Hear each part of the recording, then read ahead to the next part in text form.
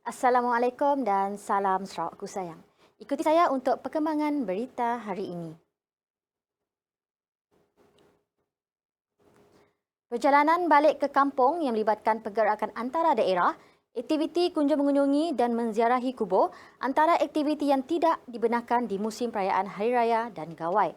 Perkara tersebut dimaklumkan oleh Timbalan Ketua Menteri Dato' Ahmad Douglas Unggah, Embas. Kita akan menjelaskan apakah antara aktiviti-aktiviti yang tidak dibenarkan. Aktiviti-aktiviti yang tidak dibenarkan, satu, perjalanan balik ke kampung yang melibatkan pergerakan antara daerah. So that include all those in the plantation, in the factory and so on. Nombor dua, aktiviti kunjung mengunjung ke rumah saudara mara atau sahabat andai. Nombor tiga, tidak dibenarkan juga rumah terbuka perayaan. So I'm not going to have open house Gawai this year. Nombor empat, bersalaman dan bersentuhan. Nombor lima, menziarahi kubur, tahlil dan kenduri hari raya. Unggah yang juga merupakan pengerusi Jawatankuasa Pengurusan Bencana Negeri Sarawak, JPBNS berkata, pengumuman mengenai aktiviti yang tidak dibenarkan ini adalah penting untuk memberi penjelasan kepada orang ramai bagi mengelakkan kekeliruan. Saya harap jelas, because malam apabila kita mengumumkan ramai masyarakat dah fikir nak balik kampung. So we must jelaskan adalah penting. Seperti saya umumkan kemari, kita mohon maaf kerana kita perlu membuat keputusan sebegitu rupa. We know the feeling of the people mengenai perayaan, tapi under this special situation, under this war against COVID-19, effort must be made to ensure that the chain is to be broken.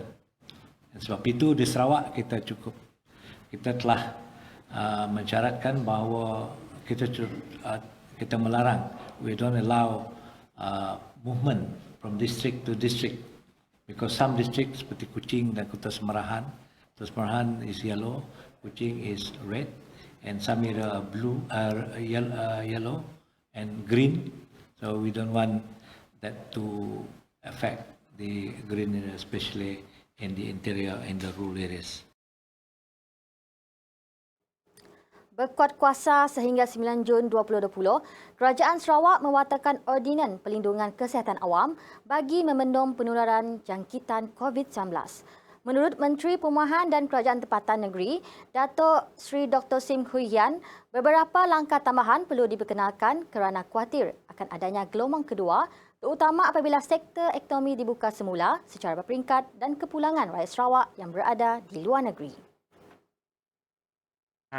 As today, we just has gazetted on the Sarawak Health Protection Ordinance, which dated today until the 9th of June. And as we all know, the first wave of the COVID-19 in Sarawak has great success, and because, like Dr. Omar said, because everybody, the peak of the first wave of COVID-19 is on week 14. But we are more worried now as the business start operational and more students coming back, more Sarawakian wants to travel, and we worry about the second waves. And as a result, for Sarawak, we need to introduce a few other measures. And if we don't gazette it, the measures that we introduce has no legal standing. Sementara itu, beliau turut mendedahkan bahawa terdapat beberapa aduan mengenai individu yang diarahkan untuk menjalani kuarantin dan dipakaikan wristband tidak mematuhi arahan tersebut dan berada di luar rumah. So some of the measures such as Sarawakian coming back home, they need home quarantine and having wristband. And a number of people has been talking about people wearing wristband, they still go outside. Because of this, it defeats the purpose of quarantine at home. That's why under the gazette that which is done today, it may offense if you got this wristband. It may offense if you don't stay at home.